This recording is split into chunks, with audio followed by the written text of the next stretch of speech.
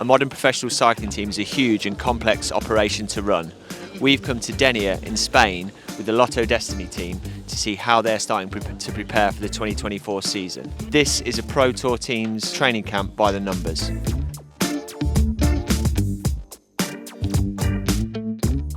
We talked to the staff and the riders and had a deeper dive into the numbers to find out what it really takes to pull off a successful training camp like this. In total, it's quite a bunch. We're with 36 riders. We have also some development riders here. It's the same for the staff. We're with around 30, 35, maybe 40 staff people. We arrived Saturday and we will leave on Monday, so we have like 10 days of the training camp.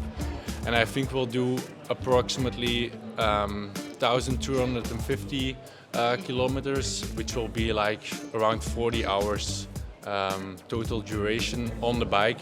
How many calories does it take for a rider to fuel a training camp like this each day? It's different for every day, but we make a calculation for every training ride. Like for a 6-hour training ride, it's for a rider with a body weight of 75 kilos. It will be around 6,000 calories that day when he rides 200 watts.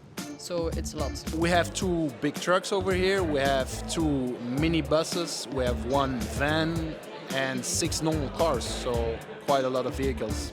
We brought for everybody 3 bikes to the training camp here.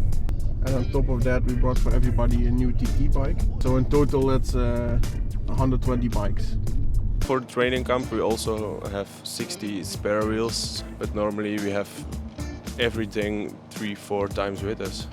The longest ride we're going to do is on Sunday. It's like a 7-hour ride around 230 kilometers. I think they'll average on a daily basis around 2,000 altitude meters. So yeah, like the whole camp, 20,000 or even more. Talk to me about the kind of hydration needs for the riders. The recommendation is around 2 liters per day without training. Like today, yeah, like sometimes it's a rest day and then they took around 2 liters. And then when it's a training ride, it depends on how long it is, but per hour it's around 500 milliliters. But when it's hotter, like they do a race in Oman, it's very hot there, it can be 1 liter or 1.5 liter. Yeah, we always try to manage 150% of rehydration, and then depending on the concentration of their sodium loss that we had from the sweat tests, we try to add some hydro tabs or maybe just some drink mix to have some extra carbs as well for recovery. So we try to make an individual plan for everyone, for each rider, each type of training. Here at the camp they sleep like around 8.5 to 9 hours a night. So they sleep like babies too, yeah. Every day, each rider and each staff member gives their laundry bag. So it's quite a big number of laundry bags that each day the soigneurs have to take care of. We put 5-liter bottles in the cars just to save some bottles. I would say like around 100 today. For example, in Vuelta, when it's really hot and they take a lot of drinks just to pour over their head, I think we go up to 150 a day. So it's quite a busy day, and for 8 riders, 150 is quite a lot, and normally it's always finished. I think we will be around 1,400 gels and 1,400 chews. And then for the bottles, 1,800 bottles. Wow, so 1,400 gels, 1,400 chews and 1,800 bottles of energy drink mix just to fuel 10 days of training for the team.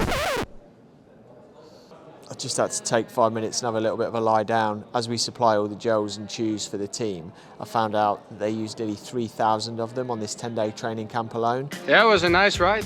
We did 200k. I did 70 grams per hour today, 70 grams of carbs, of course, because it was an endurance ride. We did like 6 hours, so it was actually 6 bottles and 6 chews I had. On intervals, we take 90 grams per hour, but on days like today, we try to aim like 70, maybe 80, because it's still a long day, so you're always going to be depleted. So we try to do 2 sweat tests just to have some more information about that, to adjust the nutrition plan and the in-race hydration on that.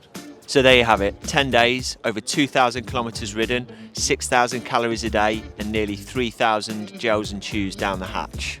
It's been a great time here with Lotto Dstny, but we've got to head back to the airport, get home and figure out how we're going to keep these guys hydrated and fueled for the rest of the year.